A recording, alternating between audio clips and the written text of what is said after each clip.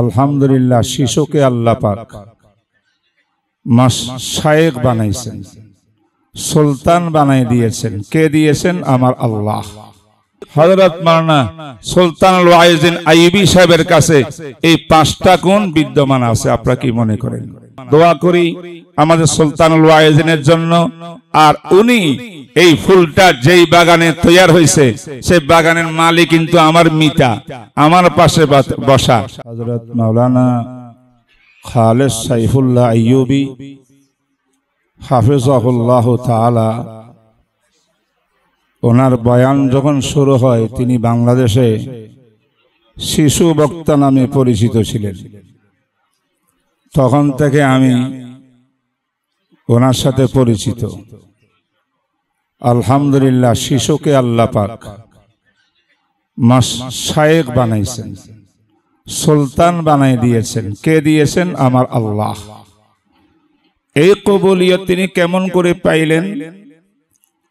আজ খুতবাতে আইয়ুবী এটার জন্য সারা দেশ থেকে এতগুলো ওয়াইজিন, উলামা, মাশায়েখ, মুহাদ্দিসিন কেন আজকে একত্রিত হলেন? কি পাবো আমরা এই কিতাব থেকে? এই নিয়ে আমি একটি কথা বলেই আমার বক্তব্য শেষ করব। প্রশংসা অনেক হয়েছে, আসল কারণ এই কিতাব বা লেখকের ওয়াইজের প্রশংসার মূল কারণ হইল যে কোনো ওয়াইজের জন্য কতগুলা গুণাবলী বৈশিষ্ট্য আছে। এই বৈশিষ্ট্যগুলোর অধিকারী হইলে তিনি সত্যিকার নায়েবে নবী, ওয়ারাসাতুল আম্বিয়া, তিনি দাঈ, তিনি ওয়াইজ। তার মধ্যে 1 নম্বর বৈশিষ্ট্য হলো আখলাকে হাসানা, যার মধ্যে খোলকে হাসান, আখলাক চরিত্র কোরআন সুন্নাহ ভিত্তিক, রাসূল সাহাবাদের আদর্শ ভিত্তিক যেই ব্যক্তির মধ্যে আখলাক সৃষ্টি হয়েছে তার ওয়াজ এবং বক্তব্যের দ্বারা অবশ্যই উম্মতের ফায়দা হবে, উম্মত তাকে অবশ্যই গ্রহণ করবে। এটা নম্বর 1। 2 নম্বর গুণাবলী হইল আল ইলমু ওয়াল ইস্তিদাদ। বেইলমের ওয়াজের দ্বারা কোনো ফায়দা নেই। ওয়াজ করতে হইলে নায়েবে নবীর এই পদে আসতে হলে ইলমেরও প্রয়োজন, ইস্তিদাদের প্রয়োজন। তাইলে যে বক্তার ভিতরে ইলম আছে, ইস্তিদাদ আছে, যোগ্যতা আছে, কোরআন সুন্নাহর সহি মফহুম মাদলুল বুঝার ক্যাপাসিটি আছে এবং আকাবের ও আসলাবের নাহাজ মানহাজ অনুযায়ী কোরআন সুন্নাহর ব্যাখ্যা দেওয়ার শক্তি আছে, তিনি হবেন ওয়াইজ।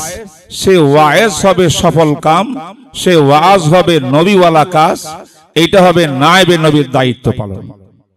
নম্বর 3 আরেকটা জরুরি জিনিস হলো ইখলাসু লিল্লাহিয়াত। ওয়াজ ও দোয়ার জন্য, তাবলীগের জন্য, সব কাজের জন্য ইখলাস লাগবে, লিল্লাহিয়াত লাগবে। আল্লাহর সন্তুষ্টির জন্য, আল্লাহর প্রিয় হওয়ার জন্য, আল্লাহর মাহবুব হওয়ার জন্য যে কোনো কাজ করা, এটা সব ইবাদতের ক্ষেত্রে লাজিম। দাওয়াত ও তাবলীগ ওয়াজের ক্ষেত্রে এটা সবার আগে লাজিম। 4 নম্বর হইল সবর ও ইস্তেকামত। এই লাইনে, ওয়াজ ও দোয়ার লাইনে, দাওয়াত ও তাবলীগের লাইনে অনেক বিপদ আসবে, সমালোচনা আসবে, অনেক কঠিন পরিস্থিতি আসবে। সেই ক্ষেত্রে ইস্তেকামত এবং দৃঢ়তার সাথে সব কষ্ট স্বীকার করে মেহরাব মিম্বরকে আবাদ করবে যারা, কোন লাল চক্রাঙ্গানি কারোর দ্বারায় হক কথা যারা বাদ দিবে না মাঠে ময়দানে, ইস্তেকামত থাকবে তাদের ভিতরে।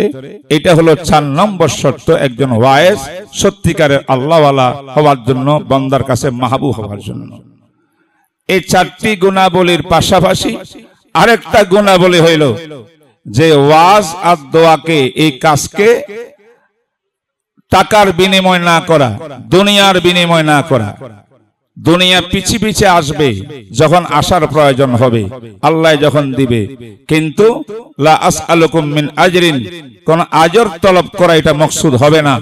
এই রকম 5টি গুণাবলী কমপক্ষে যেই ওয়াইজের মধ্যে থাকবে, তার ওয়াজটা কবুল হবে ইনদাল্লাহ, ইনদান নাস, ওয়াইজ ব্যক্তিটাও মকবুল হবে ইনদাল্লাহ ইনদান নাস।